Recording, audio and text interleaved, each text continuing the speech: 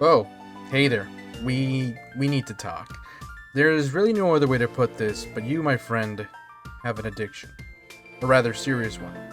You're addicted to hardcore Nuzlocks. Don't tell me otherwise, pal. Don't lie to me, and don't lie to yourself. Pull up your YouTube main page right now, right this instant. Pause if you have to. We'll go right ahead. If I had to guess, your main page looks a lot like this one, eh? That's my YouTube page. I know where you're coming from. I have the same problem. I just can't get enough of the darn things, and apparently, neither can you. Which is why YouTube has decided to grace your eyes and ears by recommending you this video here. Let's see if I can't scratch that itch of yours, pal. The name's Ludiloco, and welcome to my attempt at a hardcore Nuzlocke of Pokemon Redemption. Now hold your rapidashes, you're telling me. Just who are you and what in the world is Pokemon Redemption? Well, bucko, I'm the world's worst Nuzlocke, and this here Pokemon game is a ROM hack of Platinum. All you gotta know is there are extensive changes to Pokemon typings, abilities, and availability. If you'd love to know more, go ahead and check out the review I've made for the ROM hack. Now then, do I really gotta go over the rules with you again? Hardcore Nuzlocke rules might as well be drilled into your head from the amount of videos you and I have seen by now. But for those of you who don't know and might have stumbled across this video, a hardcore Nuzlocke's rules are like a regular Nuzlocke's, but harder. Crazy, right? Anyways, the important rules to keep in mind are the following. Number 1, you can only catch the first encounter in each new area, dupes and species clause included. Number 2, if a Pokemon faints, it is considered dead. Number 3, the game mode is on set, that means no free switching after defeating an enemy poke. And number 4, no over-leveling, level cap is set to the next gym's highest ace. And finally, number 5, no items in battle, only held items are okay. And well, there you have it. Those are the rules. And without any other dilly-dallying, let's jump right into this thing. Now, Pokemon Redemption starts off as you would expect. We talk to Professor Rowan, who is a Pokemon trafficker on top of being a professor. I guess there ain't a lot of Pokédollars in being a professor nowadays. I name myself Ludi, of course, and name my rival George for reasons you'll soon find out. And once introduced into this strange world where one catches and enslaves sentient creatures for money and prestige, we set off on our adventure by blackmailing Professor Rowan for Pokemon. Now, I like to consider myself a monkey man. I'm simple that way. Chimchar was my go-to starter whenever I played Gen 4, and I can say without any shame that I never chose Turtwig or Piplup. It never even popped up in my head. But this time around I decided to challenge myself by choosing another starter. Now, I could choose a fancy way of choosing this, looking at Pokemon ID and whatnot, but I decided to go with Turtwig because I like turtles. Now, once we've chosen our little buddy, we then proceed to duke it out with George. It was a rather riveting fight where I strategically mashed the A button multiple times until I won. And after beating old Georgie boy, we head to Lake Verity to catch ourselves a legendary and run into a blue-haired hobo that vaguely reminds me of someone or someone's. I just can't put my finger on it. Either way, after realizing that we don't have Pokeballs, we head on over to the Great Trafficker, where I finally get to nickname my Turtwig. I call him Jon Snow, see to catch myself a cute little Meowth on Route 202 that I nicknamed Jamie. On Route 201, I catch a Caterpie I nicknamed Sansa, and at Lake Verity, I catch a Golduck I name Theon. No, your ears do not deceive you, I said Golduck. Think about it now, it makes a whole lot of sense, right? I mean, Psyduck makes more sense for the final evil, but somewhere along the line, someone at Game Freak pulled a Professor Utonium and mixed things up, and instead of getting Powerpuff Girls, we got a mix-up of names that honestly doesn't make sense. Either way, small rant done, and Golduck is a water psychic type now. Moving on, Jon Snow nearly dies from poisoning thanks to Weedle, but thanks to convenient plot armor and being a fan favorite, he survives. And after that small scare, we mow our way down the trainers in Route 202 and head right past Jubilee City to get ourselves another encounter. 2 actually. Right before that, Senso evolves into a Metapod. I pick up a Shinx I nickname Arya, and a Gligar I lovingly nickname Ramsey. Then I speak to an old man and get myself an Aldron so that I can capture a Magikarp at Route 218 that I nickname Eamon. and you'll be seeing quite a bit of him near the end, so for now he's just going to be sitting in the box. After the whole trainer shebang and talking to clowns as a minor, I mean, come on. I am finally allowed to pass through into Route 203, where I have my second rival fight with George. It goes pretty smoothly as Theon proceeds to wreck Georgie Boy with some well-aimed water guns. And in that very same route, I catch a Pidgey I nickname Lysa and head on over to Orberg Gate, where I catch a Zubat I call Shay. After those encounters, I quickly head on over to the Orberg mine after being shown Orberg and some quick chit-chat with my rival. There, I run into a Lunatone that I nicknamed Bran on account of, no legs and a very creepy stare. And unfortunately, I forgot to record my encounter on Route 207, where I caught a Tyrogue I nicknamed Eterna. Now it was time to prepare for the first gym. Believe me, this ain't no Radical Red or Emerald Kaizo, but Mr. Redemption has made some changes that will make you change the way you play and at times make you laugh at how easy it is. Now, usually I would, just go guns and blazing without a care in the world, but this time around I decided I would approach the gym with just a little bit of preparation. I wanted to be all tactical-like.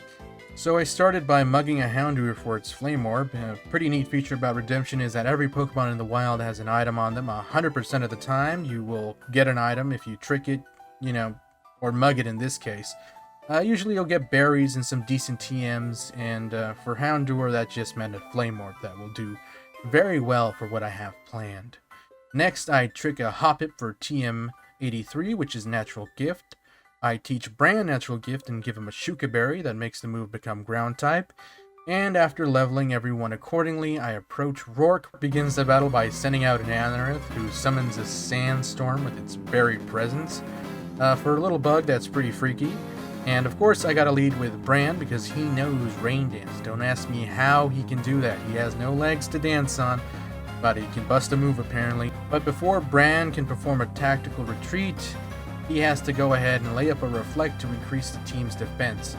And with his work done, Bran is free to skedaddle. I decide to throw in the Lord of Winterfell, Warden of the North, once Hand of the King, Eddard Stark. Eddard uses Fake Out to get some easy chip damage in, and he proceeds to karate chop the ever-loving hell out of Anorith, and actually manages to get a crit. Now, sadly, as you can see, it doesn't kill, and Anorith survives with just a sliver of health. Rourke, being a baby, uses a potion which pretty much allows Eddard to pretty much karate chop Anorith over and over and over again until it faints. So that's one down and two to go. To throw Jon Snow into the ring due to his high defense and ability to throw leaves really, really hard. Onyx starts by throwing sand into Jon's eyes, which looking at it now, might as well have been just this. What's wrong with honor? I mean, come on. Over the head with rocks, which is when I decide to switch him out for Bran. Now, Bran uses Rain Dance again, and he sets up another Reflect before using the Ground-type Natural Gift that, surprisingly gets a crit. But, again, it doesn't get a kill, so 7 hells. Rourke uses another potion, and like some big old dummy, I go for Natural Gift again, even after using up the berry the first time, so I'm really living up to my self-proclaimed title. And so I have to switch out Bran for Theon, and I finally proceed to put down Onyx with a rain-boosted water gun. Who knew? Now here comes the scary part, Cranidos. By the 7, this book has some astounding attack. Look at that. So, you remember that Flame Orb? Well, this is where it comes in handy. I get lucky with Cranidos deciding not to pursue 7 hells. Look at that damage. Though Sir Jaime is no coward, however, and much like he did for King's Landing, this time around he sacrifices himself not for his honor, but to give Cranidos a burn by tricking the Flame Orb right onto that smug dinosaur. Sadly, now Jaime falls to his death, but he will not be in vain. Bran comes out once again to set up another Reflect and another Rain Dance, turning Cranidos' mighty power into a laughingstock. Now I switch Theon once again, and even with rain-boosted water gun, it doesn't take him out. You gotta be kidding me. Even with a Reflect and a Burn, you can see the Headbutt deal a good chunk of damage, but either way, another water gun does the job. And with it, we have our first victory, albeit a sort of gray one, with Sir Jaime's honorable death. We won't forget Chapal, love ya.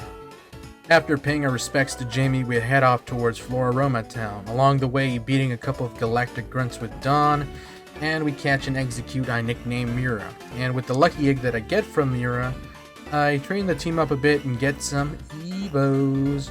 First is Eterna, who becomes a highly lethal Hitmonlee, who becomes Fighting Steel, pretty nifty combo there. And next is Sansa, who evolves into a Venomoth, who becomes Bug Psychic. Another pretty cool combo. And we catch an Elekid on near Valley Windworks that happens to be Fighting Electric. You know, that's a type that's never been seen before. So pretty cool there. And we finally get our last Evo, Jon Snow, who evolves into the Mighty Grottle. Or is it Grottle or Grotle? Anyways, I don't actually know. I think it's Grotle. Let me know in the comments how you pronounce it. So after beating some more Galactic grunts with ease, I proceed to have a showdown with Commander Mars at Valley Windworks. The battle goes by pretty normally. You know, I lead with Gligar, who takes down the Surskit with ease, and then switch into Sansa, who beats Voltorb into submission, thanks to its new typing, Sound. Yep, you heard it right. Redemption introduces a new type that is not Fairy. Fairy doesn't even make an appearance. It's, Sound is strong against Psychic, Dark, and Water, immune to itself, and weak to Bug and Electric, and it's pretty suffice to say that the Sound typing adds some additional depth to the game and interesting changes to Pokemon and moves, and I think it's pretty cool, and I think if, Game Freak had a head, it would have gone for this instead. Ooh! Right. Yep. So in this case, it helps in beating Voltorb. So next up, Mars sends out her Motor Cat Perugly, who Sansa proceeds to shoot with Silly String to slow down that massive chunker. And but surprisingly, however, it's not really needed as a crit from Leech Life, which has been updated to match Sword and Shield's 80 base power, is enough to take the fat cat out. So with that said and done, we head on over to Route 205, where I catch a Surskit I named Caitlin. And after this, I unfortunately am not sure what happened to any of the footage I had for Eterna Forest. So I either completely forgot to record, which makes me a dummy, but I think I'm not even dumb enough for me to forget something like that, or I pressed record and OBS decided it didn't like my hotkeys. Either way, I don't have footage for Eterna Forest. I'm sorry about that, but rest assured that it went by smoothly and was mostly grinding levels thanks to the free heals. So right after heading out of the Eterna Forest, which will not be spoken of anymore, we see Cyrus again. This time he's snuggling a Palkia statue and will probably think about space and stuff. We pass him by to catch a Teddiursa on Route 211 that I nicknamed Liana? And with that, we head on over to Gardenia. So this time around, of course, I got a lead with Edward. Goes for a Fake Out for easy damage, and then go for the Rock Smash to lower the Bonsly's defense. And another Rock Smash does the job, and the first poke is down. Next, Gardenia sends out a Lombre, which is one step below this channel's mascot. Makes me almost a little sad to have Edward kick its face in. Sansa takes down Roserade pretty easily, even with Roserade stacking its special attack with charge beams. Win the second gym with relative ease, and no fallen comrades are born this time around. So jumping ahead, I get the HM for cut and run over to face off against Commander Jupiter. Now, I lead with Eddard, because, she leads with a Trap Pinch, which is actually pretty scary in Redemption. It has an Arena Trap and an impressive 120 attack set with Ground Steel typing, so it, you can deal some pretty devastating damage and trap anything in that's not prepared for it. For now, however, Edgar goes for the same old and brings him down with Eve, thanks to some devil kicks. Then Jupiter sends out a Murkrow, Dark Wings, Dark Words, anyone? I switch into Bran, which seems fitting, and despite a scary Steel Wing that takes Bran to below half health, he takes it out with a single stab boosted Ancient Power that also gives it an unneeded Omni boost. Right after that, I go ahead and grab myself a bike, speak to the wonderful Cynthia, who gives me a mysterious egg, and I pass through the cycling path without really any issue. And right under the cycling path is Route 206, where I managed not only to encounter an Abra, but was lucky enough to catch it as well. I nickname him Lewin and save him for later. The Meister will come in handy, I assure you. A little bit further, I find myself in a wayward cave where Eddard proceeds to brutally slap the Wishmer's cheeks with a critical hit Fake Out. That sucks. Into Mount Coronet. I capture a Magnemite I nicknamed Tyrion. I catch myself a Weasel on Route 208 who I nicknamed Rickon. His typing is Water Fighting, which is pretty neat and fitting. Sadly, the Stark boys are ripped apart when during a grinding session, Bran just dies to its 4 times effective low kick by Bonsley. But soon after, I grind Lysa up into a Pidgey until it evolves into a Pidgeotto. And after finally grinding the team and prepping my strategy, I'm ready to face Fantina. Now, Fantina is pretty scary. She leads with a Shuppet, which is now Ghost Normal, which is a unique and pretty good typing. So Shuppet immediately starts setting up screens for her team. This could become an issue, so I gotta extend the fight with Shups just a little bit. Ramsey goes for the knockoff to get rid of the Shups light lay. And with that done, a Toxin on Shups will whittle it down slowly. From here I switch into Eddard, who dodges a hunt from Shups, and then switch right into Lyanna, whose normal typing makes her immune to ominous winds. And from there, Lyanna goes for an attack order that gets a crit, which is both a good and a bad thing. Good because it takes down Shups, and bad because it takes down Shups. With Shuppet down, Fantina sends out her Dusknoir, who is a ghost fighting type in Redemption, which makes his bulk and decent attack into a very serious threat that we gotta now deal with. As you can see, I switch in Lysa and use a wing attack that barely does a thing, as Reflect is, still up. And after 2 brutal drain punches, I switch to Ramsey, who takes the hit pretty well. And after a Detect, Ramsey lanes a Toxic to whittle the Dusknoir. And a knockoff makes Dusknoir drop an Iron Ball for some reason. I don't know why the hell it is, holding that. But after another nasty Nightshade, it's time to switch out again. So I go for Jon Snow, whose defense should keep him alive. And it's at this point that my brain turns off, as watching this again. I go for a Mega Drain instead of a Bite. I guess my reasoning was drain health good. I finally go for a Bite despite Jon being slow and low, and he barely survives with, as you would believe it, about 1 HP. Whoa, talk about plot armor, Jon. So I switch again this time, weighing my options, and decide to go with Shay. Again, after foolishly going for a Bite that deals laughable damage, I make Shay finally use an Aerial Ace, which finally redeads Dusknoir. Finally, Misdrevious comes out to play, and aside from Dusknoir, this is the real threat of Fantina's team. A decent special attack, further boosted by a Life Orb and Stab, makes Misdrevious into a certified nightmare. Shay stays in to offer a free switch in damage. She does a pretty decent job managing to survive the Judgment with 6 HP to deal more damage with Leech Life, but alas, her time comes and she gives her life to help defeat Misdrevious. So in comes Lyanna, and after a pretty scary pain split, she brutally mugs the Misdrevious, taking its Life Orb and its life itself. And with that, we have our 3rd gym badge. Woo! 1 death, kind of sad. But after mourning Shay and Bran, of course, the team moves along with a bit more grinding until Arya evolves into Luxio, and Theo evolves into Psyduck. It's the Psyduck people. Despite the losses, the team is coming along rather nicely, and we're set on to take George again. It goes by pretty fast. George doesn't really put up much of a fight, and we beat him without any casualties. Old George boy is not claiming any lives this time. Right after this is a cavalcade of captures. See what I did there? Where I catch a Mankey on Route 209 that I nicknamed Banjin. Fail to capture on Route 210 when a Growlithe proceeds to yap really hard at me. And a Grimer on Route 215 that I do nickname Cersei. And finally a Zangoose on Route 214 that I nicknamed Joffrey. And finally an Onyx in the Ruin Maniac's Cave that I nicknamed. I lead with Eddard, get some easy damage in with Fake Out. A high jump kick knocks out the Dark Fighting Primate with ease. And then a Maylene switches into Electabuzz, which is, cool typing again. But I switch into John, who takes a chop to his thick head pretty well. And then he goes for an Earth Power that's a crit and takes out Electabuzz. Finally, Maylene sends out Rhydon, which is a rock/fighting type now. I decide to have John stay and plant his seed while Maylene opts to have Rhydon bulk up. So I switch out John for Theon, and while the Rhydon goes for another bulk up, Theon hits it with a Water Pulse, and that's game. So compared to Bantina, Maylene was a breeze, and for that we've earned our 4th gym badge with no deaths. I kind of feel like I didn't earn it, because it was so dang easy.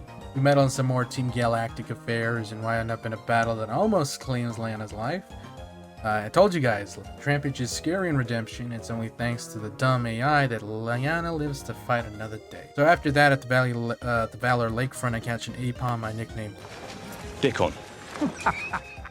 So some grinding later, and little Lyanna has grown up and evolved into an imposing Ursaring. And then we got Arya, who evolves. We now have our Dark/Electric Luxray. Anyways, on Route 213, I catch a Swablu I nicknamed John Aaron, and I catch a Remoraid in the Safari Zone that I nicknamed Balin.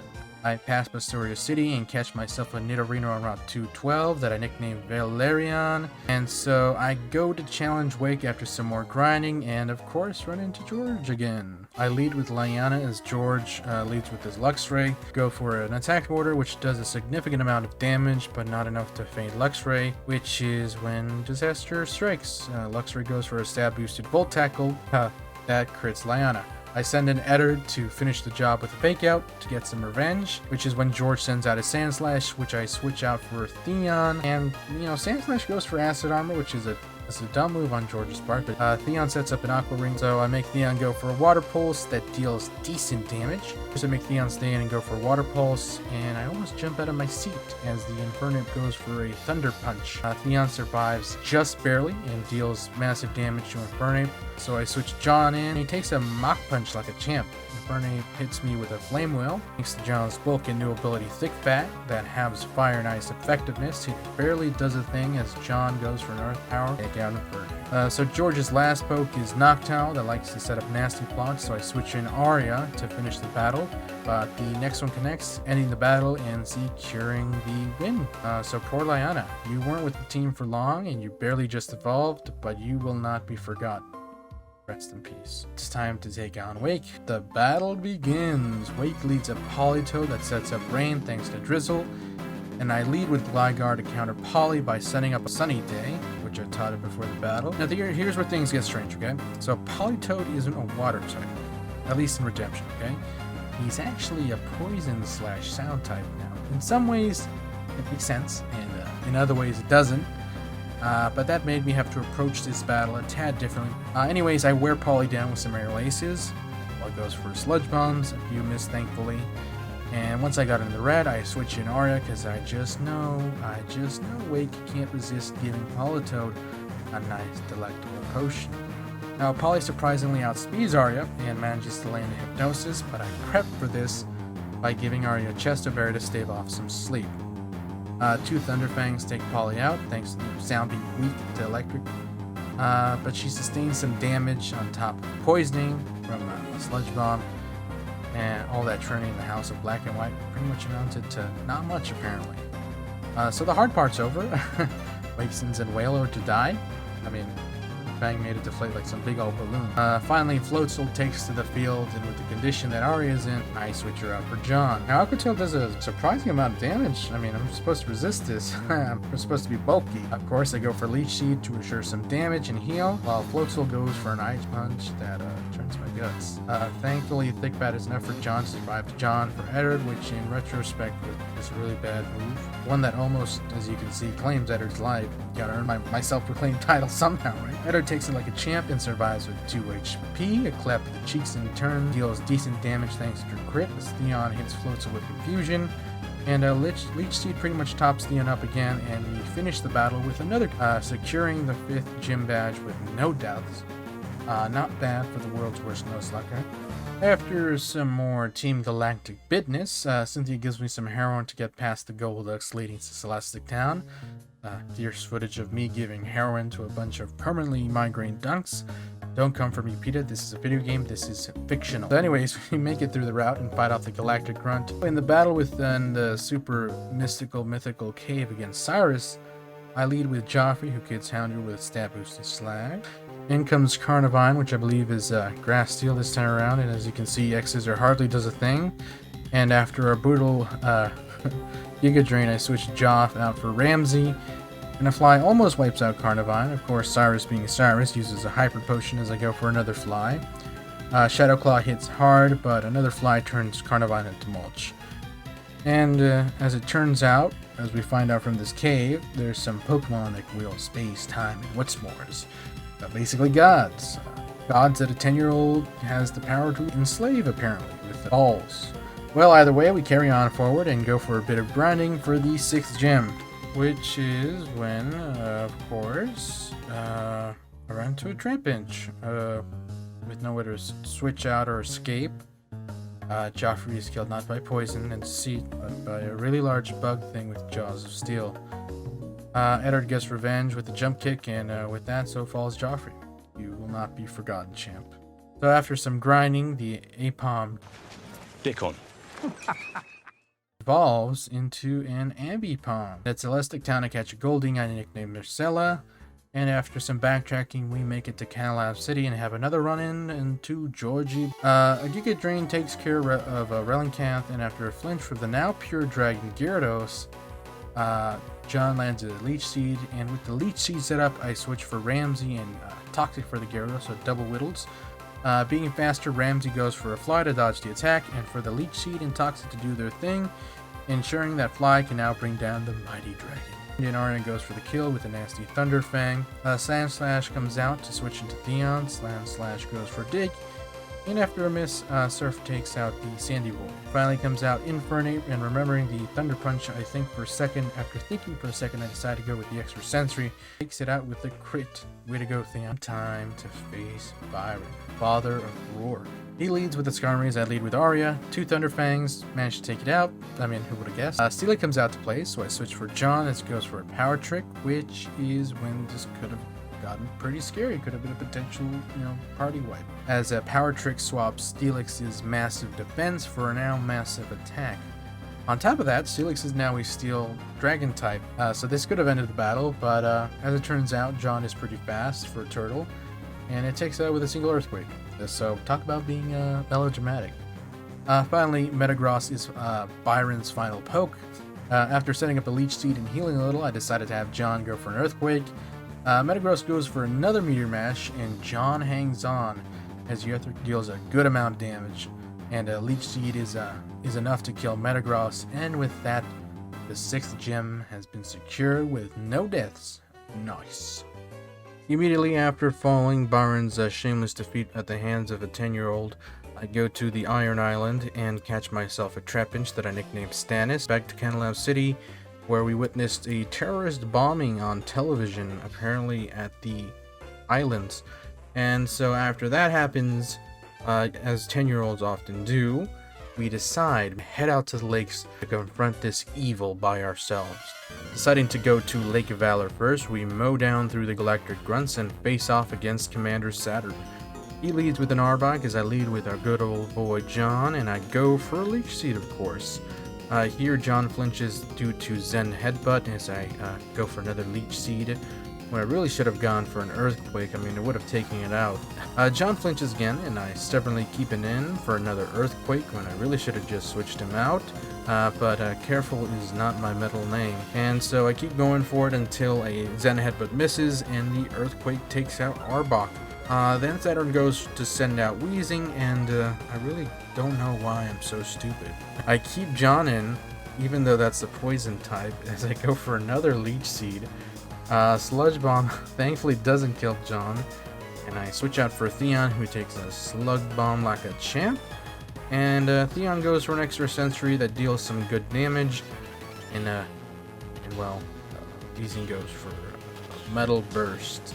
Now, for those of you that don't know, Metal Burst is a Steel-type move that per Pokemon DB, which, by the way, is the best Pokemon website, I will fight you on this, deals damage equal to 1.5 times the opponent's attack. So, as the results show, Theon just straight up dies. Did not expect a Metal Burst. That's a real loss right there. Theon was a pretty cool guy. Now I switch into Dickon. who comes out to avenge Theon with some well-placed slaps to Weezing, and Saturn's final poke rears its ugly head. Here I should have switched Dick on. out, but instead I go for a Bone Rush that triggers Toxicroak Citrus Berry. Like some big old fool, I keep Dick on. and then I go for another Bone Rush that finishes Toxicroak off, and all I have to say is that this battle is a complete travesty to behold. Almost as much as a fictional 8th season of Game of Thrones. Let's just forget that battle ever happened. Next on the menu is Commander Mars at Lake Verity. 2 Earthquakes from John take out the Electrode. Masquerain is sent out, and I keep John in to lay down some Leech Seed because Masquerain is surprisingly bulky, and Leech Seed is the only move that I know. So after foolishly staying in for a Giga Drain and surviving an attack order, I figure it's time for John to tap out. And in comes Ramsey. So after taking a surf, Ramsey flies into the air and crashes down, smushing Masquerain into a fine, gooey pulp. Next, Mars sends out the speed demon known as Perugly, and I switch Ramsey out for Eddard. As usual, Eddard claps some cheeks, and a jump kick is enough to finish off the Hellcat without any trouble. With that business all done, we now have to head to the 3rd lake, but before we can do that, we have to cross and traverse the land of Always Winter, also known as Route 216. There we run into a Stantler that, well, judging by the footage that's in front of your eyes, kills Ramsey. Tad fitting to be killed by the cold, but nonetheless a sad loss. I didn't even evolve the dude. I got so lazy, I didn't even bother to get the Razor Fang and evolve him at night, so I kind of feel bad about that.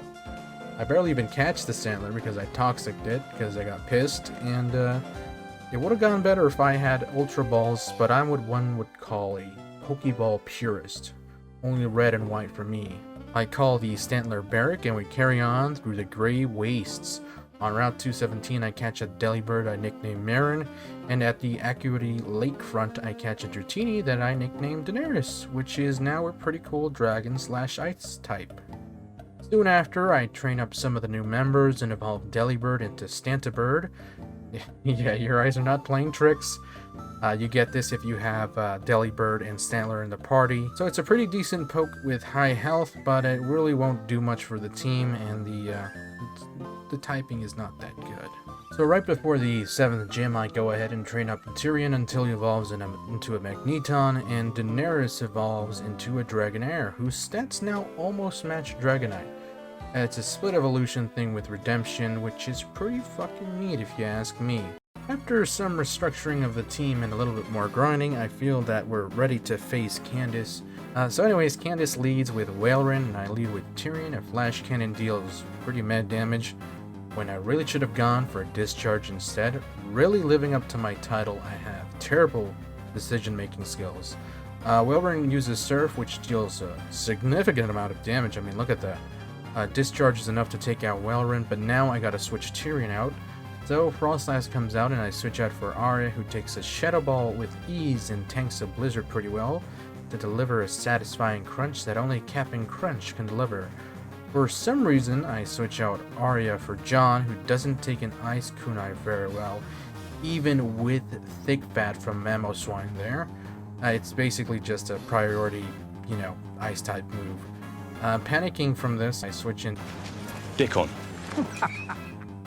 That might as well have given the Mamoswine a massage for all the good that he did. Dick on. Regrettably dies as a result of me making dumb choices. And with his death at least, I can safely switch in Eddard, who, as you know by now, claps cheeks and then kicks really, really hard until the Pokemon dies. Dragonair is put to sleep, and with that we have secured a very sloppy 7th gym badge. Rest in peace, Dick on. Soon after, we have to go ahead and partake in a couple of, the whole Team Galactic fun. Before doing that, however, I train up Cersei until she evolves into a Muk, and from there, I go ahead and store my way through Team Galactic HQ until I make it to Cyrus. And so another battle begins. I lead with Arya as Cyrus leads with Houndoom. Arya doesn't really have anything to deal with it, so I switch into Cersei, who takes a flamethrower to the face pretty well.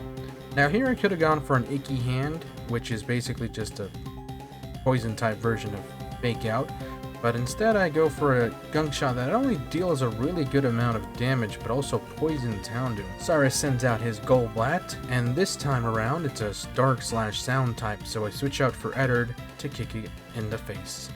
Unfortunately, it goes for a hit and run that allows it to switch out into Gengar, which is now a Ghost/Normal type, which sucks. So I switch into Aria, and this is where I royally messed up. Gengar then takes her out with a critical hit Uproar. As you might remember, in Redemption, sound beats dark, and so falls Aria. I switch for John, but a hit and run by Gengar sets out Golbat, whose Intimidate cuts down John's attack stat. An Earthquake barely tickles Golbat while I go for a Leech Seed.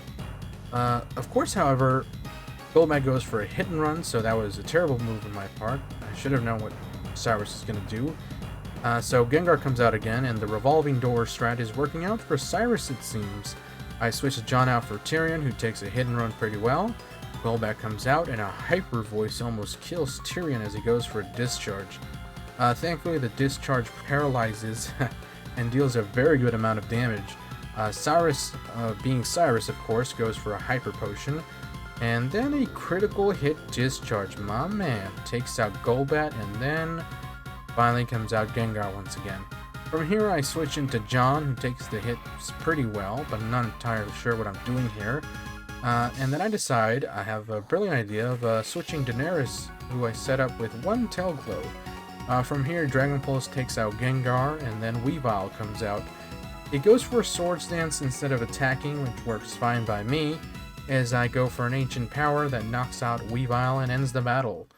And with that, we win, but at what cost? Rest in peace, Arya. You deserved more. I face off against Commander Saturn again. So leading with Cersei, I go for an Icky Hand to get in some easy damage, and then go for a Gunk Shot as Cersei dodges an attack. What happens next is any Nuzlocker's worst nightmare. I should have realized, but Aerodactyl goes for Destiny Bond. Yeah, Cersei takes Arrow down, but the Destiny Bond wraps around her non-existent neck and takes her down with him. You should have heard me. It was not pretty. I was pretty pissed. From here I switch into Eterna as Saturn switches Toxicroak in. Fake Out deals easy damage, and I switch out into John, who takes the Drain Punch pretty well. My obsession with Leech Seed makes me go for it again, as Toxicroak lands a brutal poison jab that poisons John. From here I switch out for Eterna, and thanks to Steel typing, is immune to Poison Jab. Hey, I could predict that. I've played a little bit of Pokemon Showdown, so I have at least an inkling what to do. From here I go to Fake Out again to get some more damage in and get some Leech Seed damage in as well. And then I go for Tatsumaki, which is basically the highest jump kick available. Doesn't kill. Drain Punch does some devastating damage, and I go for another Tatsumaki that does take out Toxic. And next is Wheezing, Saturn's last poke, and interestingly enough, it has become a Poison/Steel type. Another Tatsumaki from Eterna almost takes it out, but unfortunately it doesn't, and a surprise Flamethrower takes out Eterna. So yeah, they send down Tyrion, and Discharge takes it out, so that was really, really bad. But seriously, I really played that terribly, and it cost me 3 good Pokemon. And not just Pokemon, but family members. Edward was real G, having been with us for so long, and I felt his loss the most, as his typing and raw power took care of a lot of threats. I loved sending him in, to just clap cheeks. Cersei didn't last long with us, but she led battles and did pretty good. And finally Arya, who was a good part of the team and was there pretty much from the start. And because of my mistakes, all 3 of them are dead. Rest in peace, you beautiful angels. Even with the losses so heavy in our heart, we continue forward, and I bring in 2 new members to the team to fill up the spots, which are Benjin the Mankey, who evolves into a Primate, and then Lewin the Abra, who then becomes a Kadabra, and then becomes an Alakazam. So with the team more or less ready, we go ahead and go to Mount Coronet to face off against Team Galactic. They lead with Masquerain and a Trapinch. I lead with Tyrion, as George leads with a freaking level 1 Bidoof. So it gets taken out, of course, as I go for a Discharge that does decent damage to Masquerain. Deciding to put a real effort into the fight now, George sends out his Sand Slash, and after that Tyrion, uses another Discharge, which puts Masquerain to sleep. and then 2 Sand Vortexes from Sandslash wipe out Trapinch, while Tyrion goes for a couple of discharges to deal damage to Electrode. I figured, hey, it's sound type, you can do some damage. Drifblim comes out and fearing some sort of coverage, I switch out for John as Sandslash takes out Electrode with a Sand Vortex. Of course, my obsession with Leech Seed makes me go for Drifblim, which then goes for a Sky Attack, which is powered by White Herb, so it doesn't have to charge it. And it strikes Sandslash as the Hellcat known as Perugly bounces a critical hit on John. Thankfully, the Drifblim went for the Overheat on Sandslash rather than going for John. Okay, thank you. With Sandslash down, George sends in Infernape. I go for dumb moves while Perugly goes to bounce up into the air once more. A Sky Uppercut from Infernape deals a ton of damage to Perugly, while I toddle my thumbs like an idiot. Deciding that's enough to leave to fate, I switch John out for Daenerys as Infernape takes out Perugly with a Mach Punch. Goes for an Overheat. Honchkrow is the last poke to come out, and I finish the battle with an Ancient Power from Daenerys, and thanks to the magnetic properties of Mount Coronet, Tyrion evolves into a Magnezone. We then enjoy a really well done cutscene of the legendaries and Giratina atop of Spear Pillar. I mean, seriously, this is pretty gorgeous for a DS game, and I forgot how good it looked. Giratina materializing will always be my favorite part of these games. Anyway, so begins the final battle with Cyrus. As usual, he leads with a Houndoom that wastes a turn with Nasty Plot, while I lead with John, who takes it out with one Earthquake. Then comes out Big Bad Dialga. Dragon Pulse hits hard as hell, as I of course have to go for Leech Seed. I'm telling you, there's something in my lizard brain that whispers to me, Drain is good. You wondered why I left one slot empty. Well, I'm gonna answer you this. I brought a sacrificial lamb with me. So I switch out John, and I send in Marcella. Guys, of course, I mean, no one's going to survive that. But it's totally justified as I get to bring in Benjin, who delivers a full assault that takes out Dialga. So with Dialga down, in comes Gengar. Hyper Voice almost kills Benjin, but he hangs on like a real man of the Night's Watch. I switch Benjin out for Tyrion, who tanks a Shadow Force and hits with a Thunder Wave to paralyze Gengar. I then switch back into John, and you already know what I'm going for. That's right, Leech Seed. It misses, and because my head is thicker than good old Samuel Tarley, I stick in for another, and John almost pays for it with his life. Don't care. Leech some seed. I switch John out for Daenerys. Yeah, she's my queen. And set up a Tail Glow. I then go for an Ancient Power Praying that it hits.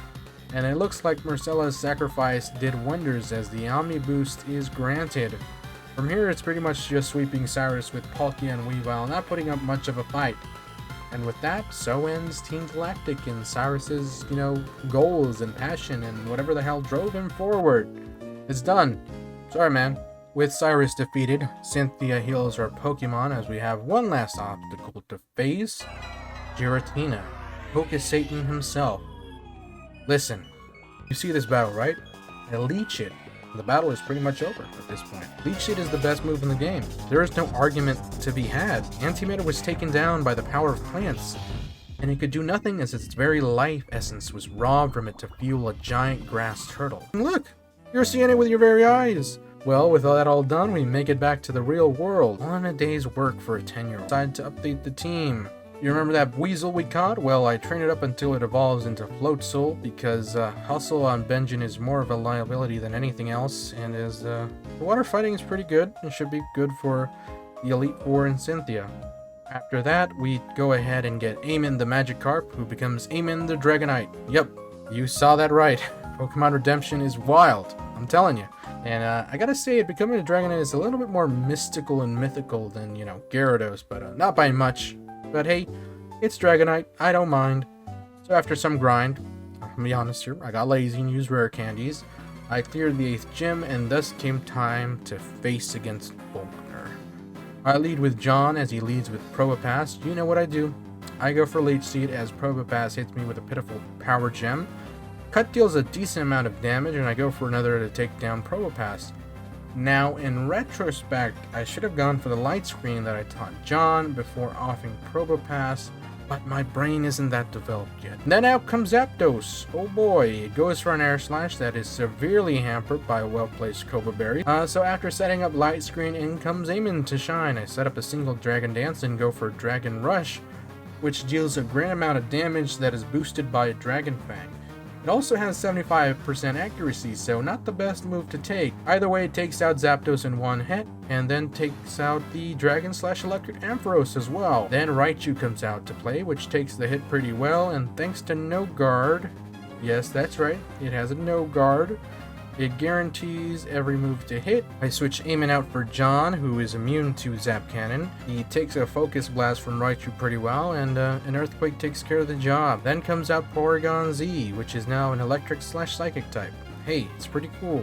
I don't mind it at all. I switch for Tyrion as Porygon sets up a Reflect. I go for Triforces as I really want one of the three statuses to hit Porygon, but none take effect. A Light Screen is used by Polygon, and a Mindfuck, which is basically Psychic, but with 100% power, does decent damage. At this point, I decide to stop playing around and bring in Lewin. He takes another Mindfuck, and a Shadow Ball takes out Porygon Z. There it is, the 8th gym badge. No deaths, and with all that nice and done, it's time to take on Victory Road in the Pokemon League.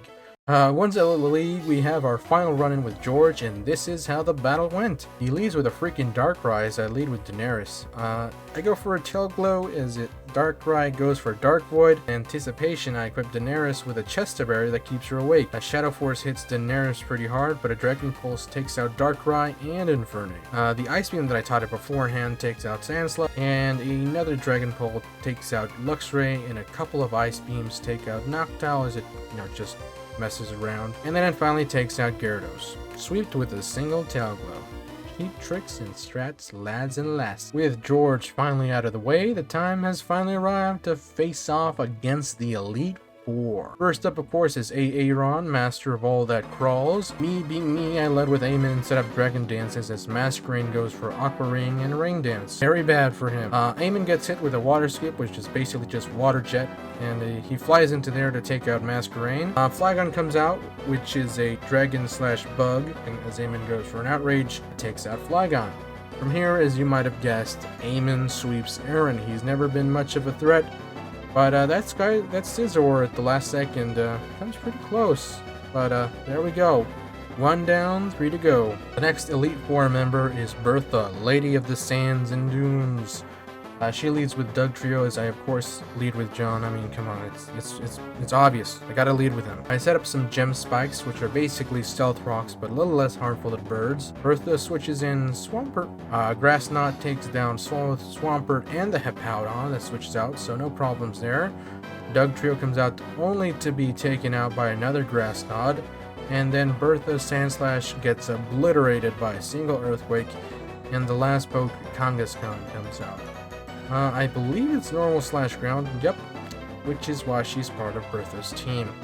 I go for another Leech Seed and more Grass Knots to take care of Kangaskhan. Honestly, quite disappointing. I had more trouble dealing with a single Cranidos than I did with Bertha's whole team.